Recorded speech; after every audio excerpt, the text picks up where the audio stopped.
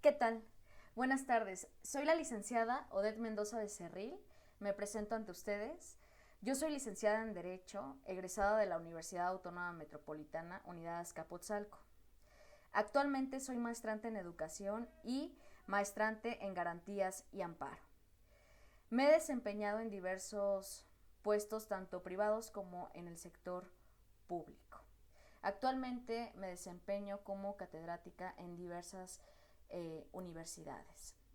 Yo les daré la asignatura de Taller de Expresión Jurídica Oral y Escrita 2. Nuestro tema de hoy será análisis y razonamiento. Tendremos que tener primeramente en cuenta qué es un análisis jurídico. Primeramente, el análisis jurídico se incorporan valores a las resoluciones judiciales. ¿Qué son las resoluciones judiciales? Ya sea las sentencias, los acuerdos, los proyectos. Estos es lo que atribuye a constituir el fondo documental, que la base de datos que ofrece el entorno restringido de cierto texto jurídico. En el análisis jurídico de estas resoluciones conlleva la aportación de notables valores, tales como viene siendo la apreciación de la relevancia de la sentencia en base a criterios documentales normalizados. ¿En qué sentido?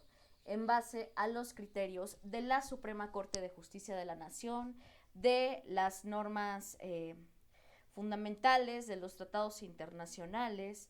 Por otra parte, también podemos tomar en cuenta la doctrina y la costumbre, la calificación del fallo, el establecimiento de diversos vínculos, entre otras cosas. Ahora bien, corresponde saber qué es necesario para comprender un texto, para realizar un análisis. Primeramente vamos a ver que la comprensión lectora jurídica se define como una doble dualidad, un doble proceso. Por un lado, un proceso de descodificación de un mensaje escrito y por otro, un proceso de interacción con su conocimiento previo. Mediante la comprensión lectora, el lector construye a partir de su conocimiento previo nuevos significados al interactuar con el texto. Por lo tanto, lo más importante es la interacción entre el lector y el texto. Un mismo texto leído por distintas personas puede ser interpretado de formas muy distintas, al igual que el derecho. Yo te puedo comentar a ti, futuro licenciado en Derecho, que es muy importante que te vayas creando el hábito de la lectura. ¿Para qué? Precisamente para que puedas vislumbrar un texto y en el momento de querer realizar el análisis jurídico no te cueste tanto trabajo. ¿Por qué? Porque ya estás familiarizado con ciertos conceptos jurídicos, ¿ok? Bueno, ¿qué es necesario para comprender un texto? Primeramente, comprender el propósito de la lectura que tenemos, el propósito del análisis jurídico, es lo que te estaba diciendo, categorizarlo conforme a la rama, la materia del derecho. Ahora bien, el propósito de la lectura, el cual equivaldría a responder las siguientes preguntas. ¿Qué tengo que leer? ¿Por qué tengo que leerlo? ¿Para qué tengo que leerlo? ¿Qué consecuencias va a tener analizarlo? Número 2, es necesario activar y aportar a la lectura el conocimiento del mundo. Cuando lees un texto, necesitas tener previamente noción del contenido que estás leyendo. Por eso es de que es importante, repito, que te vayas familiarizando con los textos jurídicos. Si no conoces, primeramente, tu tratado internacional, tu ley, tu reglamento, tu doctrina, tu jurisprudencia, ¿cómo vas a querer poder realizar un buen análisis? Porque literalmente eso es lo que tú tienes que hacer, mi estimado abogado o abogada. Conocer tu texto jurídico. Saber si es una norma internacional, si es una norma nacional. Por otra parte, tienes que activar y aportar a la lectura este conocimiento del mundo. Cuando lees un texto, necesitas tener previamente noción del contenido que estás leyendo. ¿Qué sé yo acerca de este contenido? ¿Qué sé acerca de contenidos afines que me puedan ser útiles? ¿Qué otras cosas sé que pueden ayudarme acerca del autor, del género, del tipo de texto o en relación a la interpretación jurídica nacional o internacional? Porque a su vez tienes que ver las competencias, las jurisdicciones y el sistema jurídico, refiriéndonos porque cada Estado internacional tiene sus diferentes sistemas jurídicos. Y precisamente conforme al sistema jurídico van cambiando las figuras jurídicas. No va a ser lo mismo, por ejemplo, el silencio administrativo aquí en el Estado mexicano que en España. Por supuesto que no, porque en España se prevé de otra manera diferente, porque se rigen bajo otro tipo de derecho que es el de nosotros. O no puede ser el derecho igual al mexicano, al de Estados Unidos, porque nuestro criterio aquí tenemos un sistema romano-germánico, allá es un common law, es diferente. Desde ahí tienes que ir interpretando, ¿no? Número 3, seleccionar aquella información clave y dirigir la atención a lo que resulte fundamental en función de los propósitos que uno persigue. ¿Cuál es la información esencial que el texto proporciona y qué es necesario para lograr mi objetivo de lectura? ¿Qué informaciones puedo considerar poco relevantes? O sea, la paja dentro de mi texto jurídico. ¿Qué información puedo obviar por su redundancia o por ser demasiado detallado, por ser poco pertinente para el propósito que persiguió? Número 4. Evaluar la consistencia interna del contenido que expresa el texto. O sea, es decir, que todo el texto trate sobre un mismo tema o varios y su compatibilidad con el conocimiento previo y con lo que dicta el sentido común. ¿Tiene sentido el texto? ¿Presentan coherencia las ideas que en él se expresan? ¿Discrepa abiertamente de lo que yo pienso, aunque siga una estructura argumental lógica? ¿Se entiende lo que quiere expresar? ¿Qué dificultades plantea? Y ahí es precisamente el catálogo que tienes que hacer de los medios de interpretación jurídica. Si es un método de interpretación judicial, si es un método de interpretación lógica, si es un método de interpretación legislativa o auténtica, o si es un método de interpretación gramatical, ¿no? Desde ahí tienes que empezar a valorar qué tipo de texto es el que estás analizando. ¿Qué es lo que se quiere expresar en este texto? ¿Qué dificultades plantea dentro de este texto? Número 5. Comprobar continuamente si se está comprendiendo el texto que se está leyendo. Esto puede hacerse mediante la revisión, recapitulación y la autointerrogación propia de ¿lo estoy entendiendo? Primeramente, ¿qué se pretende explicar en el párrafo, apartado, inciso, artículo, capítulo, libro, tesis jurisprudencial o aislada? ¿Cuál es la idea fundamental que extraigo de aquí? ¿Puedo reconstruir el hilo de los argumentos expuestos? ¿Puedo reconstruir las ideas contenidas en los principales apartados? ¿Tengo una comprensión adecuada de los mismos? 6. Elaborar y probar inferencias de diverso tipo. Es decir, sacar interpretaciones, hipótesis, predicciones o conclusiones. ¿Cuál podrá ser el final, la resolución? ¿Qué sugeriría yo para solucionar el problema al caso concreto que se me plantea? ¿Cuál podría ser tentativamente el significado de esta palabra que me resulta desconocida? ¿Qué le puede ocurrir a las partes en un juicio? Todos estos análisis tienes que realizar tú. Ahora bien, dentro de este análisis jurídico tenemos que realizar un razonamiento jurídico. Precisamente el razonamiento jurídico pretende como fin último la búsqueda de una solución ante el conflicto, por medio de la aplicación de una proposición normativa que debe de ser justificada y fundada como fruto de una decisión. O sea, explorar la razón jurídica implica traspasar el campo de la lógica tradicional en busca de la razón vital e histórica.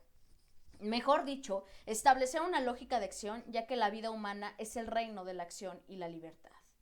La norma jurídica se presenta de este modo como una porción de vida humana, objetivizada, encarnando un tipo de acción, convirtiéndose en pauta normativa dentro de un proyecto jurídico. Sin embargo, ella debe de ser adaptada por los órganos jurisdiccionales que establecen su singular aplicación. Este proceso de individualización y concreción nos muestra el sentido dinámico de las normas jurídicas, que requieren de la utilización de una lógica de la acción humana referida a valores y encaminada a la realización de los fines. Esto es lo que Recasés llama lógica de lo razonable, porque deberá tenerse en cuenta a las normas jurídicas desde un punto de vista histórico y según un aspecto práctico de aplicación del orden jurídico vigente. El campo de la razón jurídica es un ámbito diferente que llamaremos lo razonable, a lo que denominamos de este modo porque se produce juicio de valor al enunciar argumentos estimativos, sin que por ello renunciemos a la lógica formal y aristotélica con base a la estructura de todo razonamiento. Debemos tener en cuenta que diversos autores afirman que el dominio de lo racional es más extenso que el de la lógica formal. No hay dos tipos de lógicas antagónicas entre sí, sino que existe una lógica formal y una lógica dialéctica, que incorpora además aspectos de la lógica material. Sobre esta base estructura la tópica, entendiendo como una técnica de la retórica, nos posibilita obtener fundamentos para la argumentación, orientando al pensamiento hacia aquellos lugares comunes que se presentan como problemas. ¿De dónde deriva el razonamiento? ¿De dónde deriva el análisis? Pues de los griegos, de Aristóteles. Y es precisamente que para Aristóteles la tópica es un capítulo específico de la lógica dialéctica, impredecible para la argumentación discursiva al permitir establecer las premisas sobre las cuales asienta un discurso que pretende ganar el asentamiento del auditorio. Por otro lado, la jurisprudencia necesita del método tópico, porque le otorga una técnica intelectual que por medio de la retórica le permite obtener instrumentos que posibiliten la argumentación. Pero la jurisprudencia, el análisis, el razonamiento es un asunto aparte. Para poder realizar un análisis y para poder realizar un razonamiento necesitamos dominar el arte de la interpretación jurídica, o sea, de la hermenéutica jurídica. Y ahí les va un dicho. ¿De dónde deriva la hermenéutica jurídica? No sé si ustedes han visto la película de Hércules. Sí, Hércules de Disney. En la película de Hércules aparece un mensajero, Hermes. Hermes es el mensajero de los dioses. Y como tal, hermenéutica deriva de Hermes.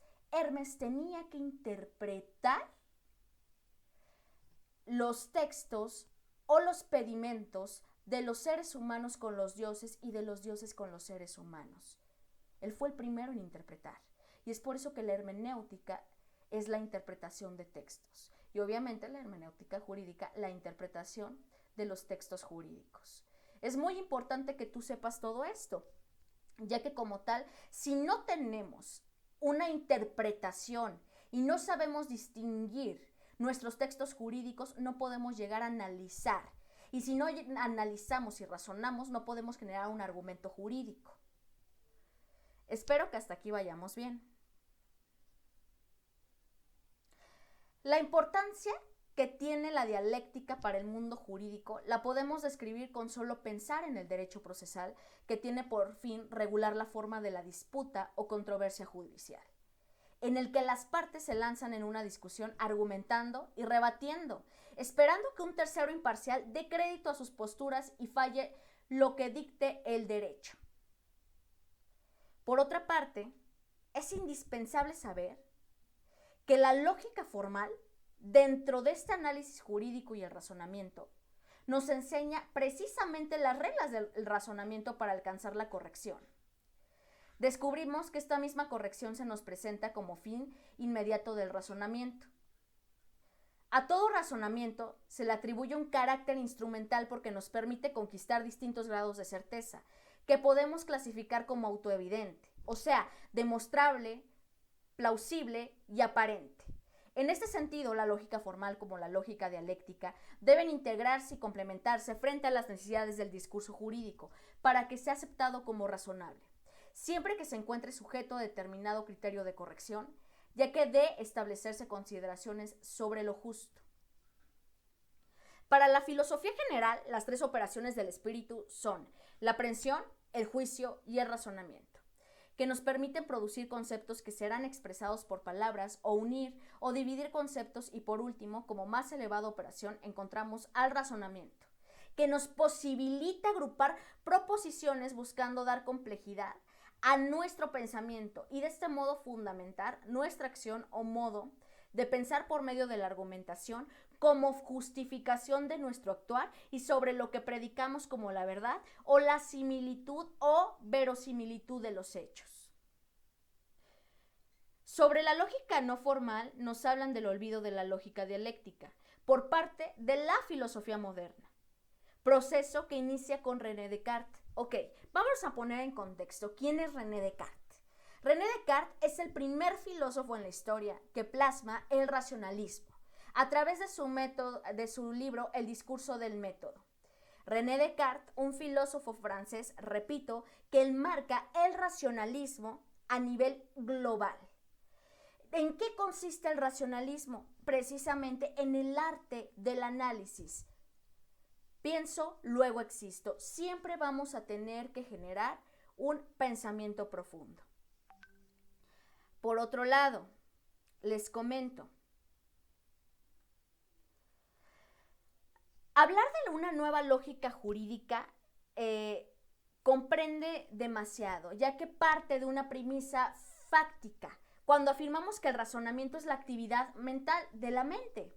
Así, la elaboración de una conclusión o solución implica la necesidad de reconocer la validez de ciertas reglas lógicas que serán necesarias a la hora de producir el razonamiento. Por ello, el entinema o silogismo dialéctico se funda en lo verosímil o plausible, porque se necesita de buenas razones que justifiquen nuestras decisiones, nuestros hechos, nuestras resoluciones. Esto es lo trascendente de todo esto. Nosotros no podemos resolver una controversia jurídica si no tenemos las pruebas, si no tenemos los hechos suficientes para acreditar la certeza y la veracidad de una situación o un hecho jurídico en concreto. Sabemos de la importancia de la lógica formal dentro de un caso y su naturaleza analítica, la que permite que el método científico logre estructuración y sistematicidad en función del razonamiento explicativo utilizando métodos inductivos. Ella permitiría asegurar que la demostración racional es una construcción ordenada y concadenada de los hechos, porque así es en un caso jurídico en concreto. Por otro lado, autores como Perelman distinguen tres momentos diferentes de la evolución lógica jurídica que estamos viendo en función de las distintas etapas interpretativas. El último de los tres periodos evolutivos está asignado por la búsqueda de una solución equitativa y razonable, manteniéndose dentro de los límites que el sistema jurídico le impone. Aquí debemos considerar a la concepción interpretativa del voluntarismo estructurado, quien afirma que el juez no se mueve en el vacío al aplicar una norma general, produciendo de este modo un acto de creación como presupuesto de su decisión. La interpretación es el fruto de la estimativa jurídica y es por eso que tenemos en el artículo 14 de la Constitución Federal que al juez no se le permite la analogía de razón y menos en asuntos penales. ¿Por qué? Porque está lo más importante de la vida de una persona en juego, su libertad. Y es por eso que su señoría tiene que aplicar la ley al caso en concreto y no la analogía de razón, no el supuesto jurídico, no su facultad de discreción. ¿Por qué? Por la libertad que se maneja en el sujeto en asuntos penales. En la visión escalonada, precisamente, del sistema jurídico propuesta por Hans Kelsen, nos permite observar que existen normas jurídicas que habilitan la producción de otras normas.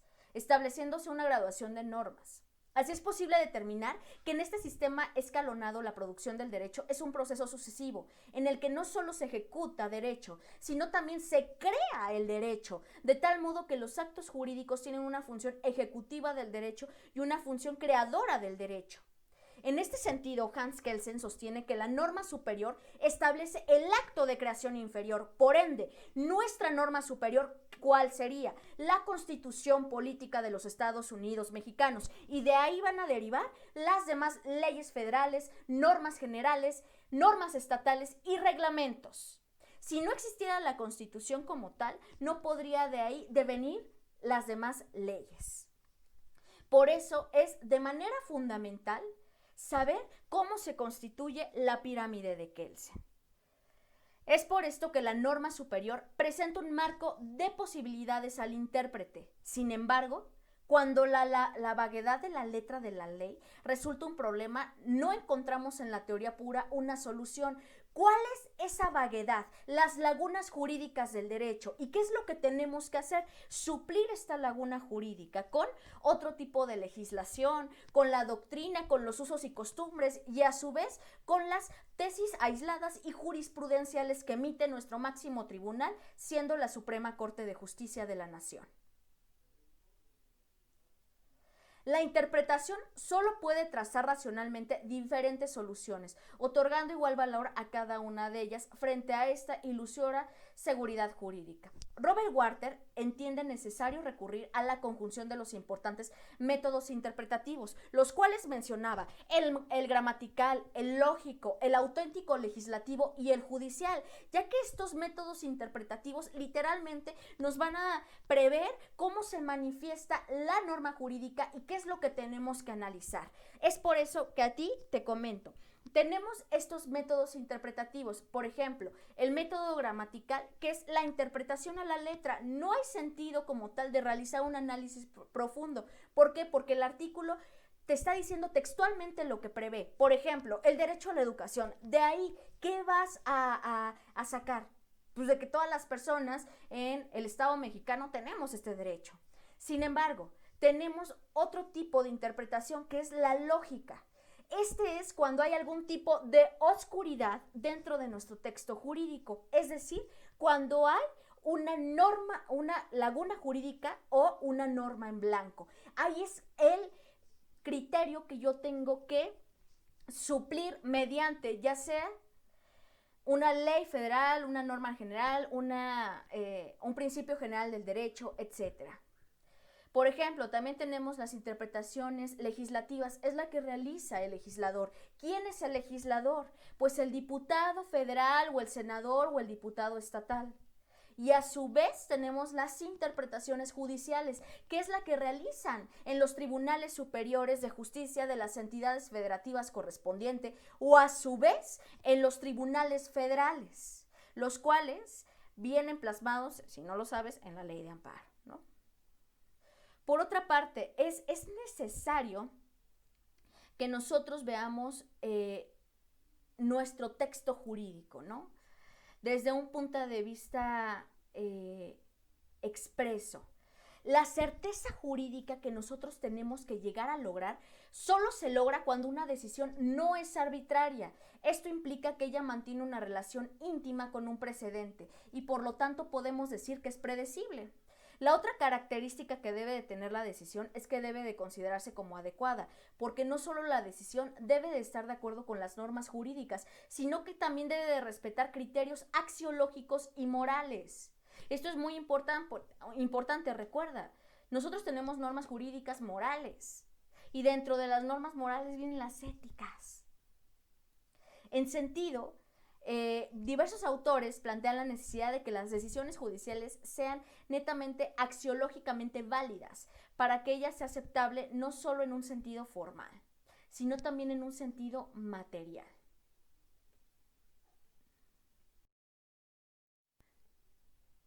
Paso al siguiente tema.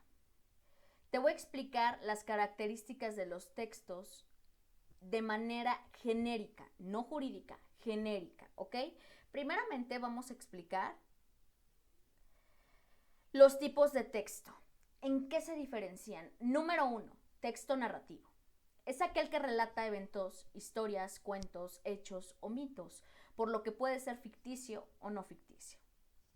Se caracteriza por una secuencia de eventos expresados por verbos dinámicos y adverbios conectores espaciales, como y luego, primero, segundo, tercero. Por ejemplo, primero llenamos nuestras maletas y luego nos subimos a un avión y nos fuimos al campo para ver a un perro. La forma verbal más utilizada en ese tipo de textos es el pasado. Habitualmente pretérito, perfecto, pero también se emplean otros. Número 2, texto descriptivo. Este tipo de texto llamado texto descriptivo tiene como finalidad definición de algo, ya sea un objeto, una persona, un animal, una situación o una descripción de otro tipo de texto. También se emplea para expresar sentimientos. El texto suele girar en torno a los atributos de una cosa y suele emplear las formas del pronombre de la tercera persona. Existen dos tipos de texto descriptivos, ya sea uno técnico, que se caracteriza por hacer énfasis en la exactitud de los datos, o dos, literario, que son las descripciones personales y el autor que le otorga la intencionalidad. Número 3. Texto expositivo. El objetivo de este texto es la explicación. El texto expositivo se orienta a exponer tema, pero en que el autor no da su opinión personal, es decir, suele proporcionar hechos y cifras relevantes, pero no incluye sus opiniones. Estos tipos de textos suelen encontrarse en muchos libros de texto, como los de una asignatura de la escuela o la universidad. Suelen incluir definiciones, explicaciones, etc.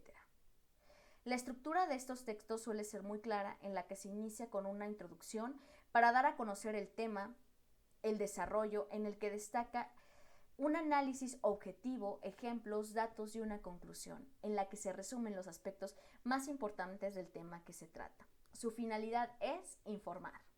4. Texto argumentativo.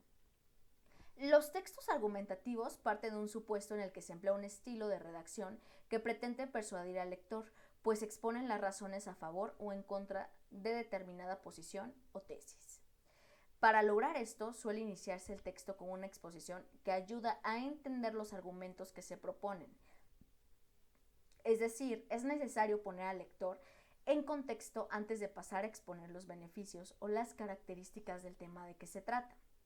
Para añadir credibilidad, este tipo de texto puede contener referencias bibliográficas que permiten demostrar su validez, pero también razonamientos de causa-efecto de autoridad, es decir, expertos en el tema o de popularidad. Por ejemplo, todos lo hacen, entre otros. 5. Texto directivo. El texto directivo incita al lector a que haga alguna cosa, por lo que es un texto instructivo, en el que se explica cómo desarrollar una actividad o llevar a cabo un objetivo. En ese tipo de textos el orden es muy importante, así como el orden lógico, con relaciones causa-efecto, y el orden de más a menos importancia. Un ejemplo de este tipo sería un manual de instrucciones. Por otro lado tenemos los textos científicos. Precisamente un texto científico tiene que tener la finalidad de mostrar avances de investigaciones. En él destaca la escritura formal, en el que se emplea un lenguaje técnico, la estructura es coherente y la información siempre debe de ser referenciada. Los textos jurídicos, ¿qué es lo que nos interesa? Son textos empleados en el ámbito jurídico que contienen numerosos tecnicismos, términos antiguos, latín, griego, etc. y un lenguaje formal y conservador. Se caracterizan por la ordenación lógica y progresiva de los contenidos, y su contenido destaca por su objetividad, lo que pretende evitar interpretaciones, errores o ambigüedades. Las oraciones son en tercera persona del singular, impersonales, pasivas y reflejas. En comparación con otros tipos de texto, es habitual la repetición de las palabras y, de hechos, los conceptos claves en el documento suelen repetirse una y otra vez para evitar la ambigüedad. Tenemos los textos administrativos. Son similares a los jurídicos. De hecho, suelen denominarse textos jurídico-administrativos. No obstante, suelen ser menos rígidos que los jurídicos. Los certificados son un ejemplo de ello. Número 9. Textos literarios. Son textos con gran estética literaria, por lo que se consideran obras de arte. Destaca el lenguaje metafórico, rico en expresividad y emotividad. Las poesías, cuentos, relatos y algunos ensayos son ejemplo de textos literarios. Tenemos los textos humanísticos, que son aquellos que versan sobre la temática de las relaciones humanas. Por ejemplo, la filosofía, la sociología, pero que no es formal como ocurre con los textos científicos. Tenemos los textos publicitarios. Como su nombre indica, el contenido de estos textos es publicitario y pretende persuadir al lector para que contrate un servicio o realice una compra de un producto. Los copies, slogans, son ejemplos de estos tipos de texto. Por otra parte, tenemos los textos periodísticos, que son aquellos que se pretenden informar, aunque también pueden aportar opinión. Su objetivo es la comunicación periodística y pueden encontrarse tanto en diarios de papel como en páginas web. Por otro lado, ya tenemos los textos digitales, que precisamente son las nuevas tecnologías que se utilizan, tales como revistas digitales, blogs, que se plasman a través de una plataforma. Y es aquí donde voy a dar por terminada la sesión. Te voy a dejar una actividad. Nosotros vamos a estar trabajando mediante la plataforma de Classroom. A través de la maestra Mayra, te voy a mandar el código o la clave del curso. Para esto tienes que tener un mail que sea de Google, o sea, @gmail.com para pertenecer al grupo, primeramente. Le vas a dar en tu buscador de Google Classroom, te vas a meter, vas a picar en la clave, la que yo te mande, y ahí me vas a mandar tus actividades y tus tareas. Esta semana tenemos una actividad y una tarea. Espero tus dudas y quedo pendiente. Hasta luego.